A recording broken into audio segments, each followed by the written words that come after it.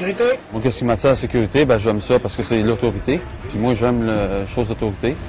Vous dispensez votre carte pour vous identifier, s'il vous plaît. Là, j'ai vu l'annonce dans le journal, j'ai vu qu'il y avait besoin des agents de sécurité. Aucune expérience requise. Éric Douville a répondu à cette annonce sans se douter que ça lui coûterait cher. Même chose pour Véronique April. L'annonce se lisait ainsi.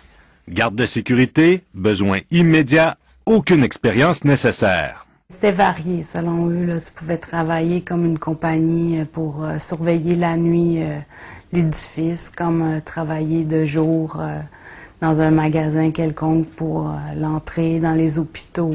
Sur place, ils ont appris que l'entreprise s'appelle Canadian Institute of Security Professionals, ou en français, l'Institut canadien des professionnels de la sécurité.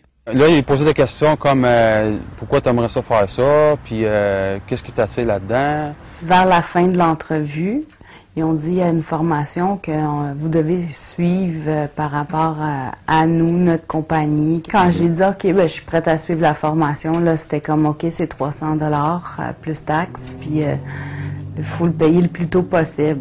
Là, il dit Gab, il y a un papier qui te montre, là, il dit c'est 332,95. Alors, moi, j'ai dit, OK, si ça donne quelque chose au bout de la ligne, pourquoi pas? Alors, j'ai essayé, j'ai payé. À ce moment-là, est-ce qu'on vous a dit que si vous réussissiez la formation, vous aviez l'emploi? Oui. Dès la fin de l'entrevue, il disait, ah, OK, il dit, je suis prête à travailler avec vous. Mais à la journée de formation, ils ont commencé à avoir des doutes. Alors, on arrive là, c'est à peu près 50.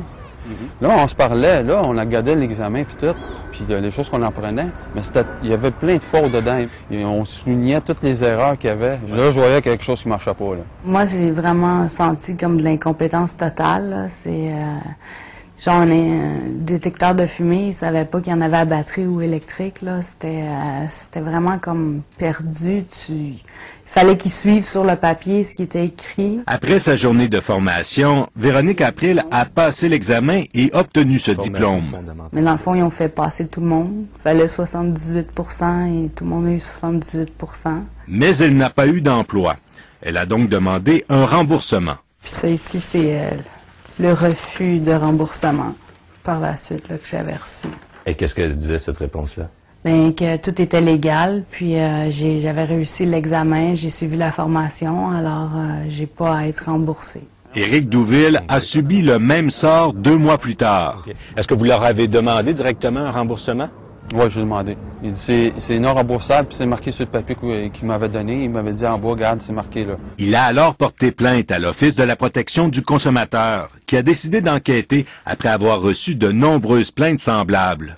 La plupart des gens se plaignaient qu'ils n'ont pas effectivement obtenu un poste d'agent de sécurité.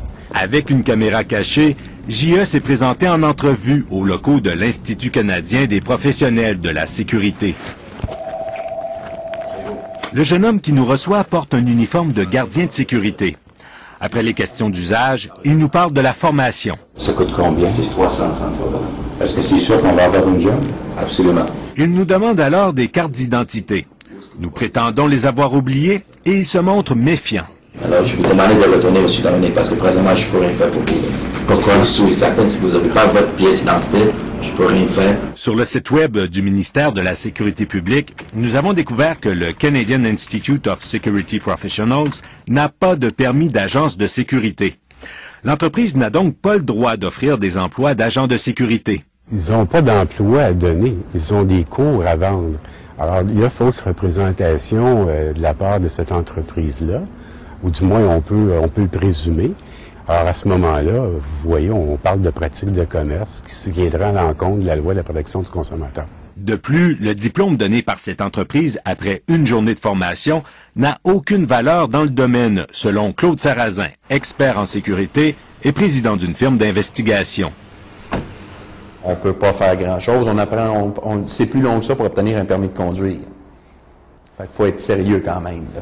C'est un peu un non-sens de penser qu'en une journée, on peut former un agent de sécurité qui a une bonne base, là, compte tenu du fait que la plupart des agences de sécurité elles-mêmes demandent des cours de 240 heures. La formation des agents de sécurité au Québec n'est pas encadrée en ce moment. Sécurité. Mais le ministère de la Sécurité publique nous a confirmé qu'un règlement est actuellement en rédaction pour remédier à cette situation. Là, présentement, d'un endroit à l'autre, la formation peut varier. Fait que donc, on va arriver avec une norme établie, minimale, pour la formation des agents de sécurité et pour tous les experts dans le domaine de la sécurité. Fait que ça va aider énormément, justement, à éliminer ce genre d'arnaque-là de formation plus ou moins réelle. Nous avons essayé, sans succès, de contacter les dirigeants de l'Institut canadien des professionnels de la sécurité, Jim McBain et Craig Carpenter, 2 hommes de l'Ontario. Nous sommes donc retournés au bureau de l'entreprise. Tiens, il n'y a plus rien d'écrit sur la fiche ici. C'est ouvert.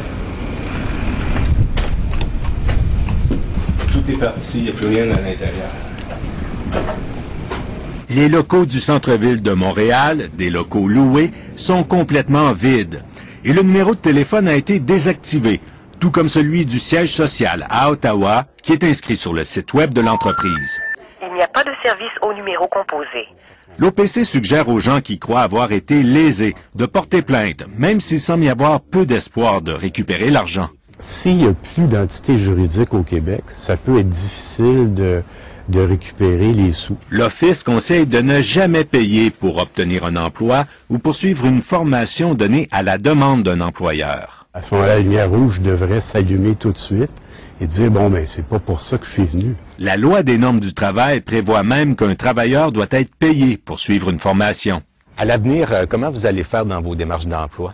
Si ça demande un cours, ou bien la compagnie va payer l'entreprise, vont payer pour le cours qu'ils ont besoin pour qu'on fasse la job, ou bien je vais laisser tomber. Et oui, moi, j'ai été comme trop rapide, j'ai fait ça rapidement, j'ai voulu rapidement faire mes choses, mais il y en a d'autres que non, ils ont probablement réfléchi, puis ils ont perdu cet argent-là, qu'eux autres, 300 $, ça prend du temps à aller rechercher, là.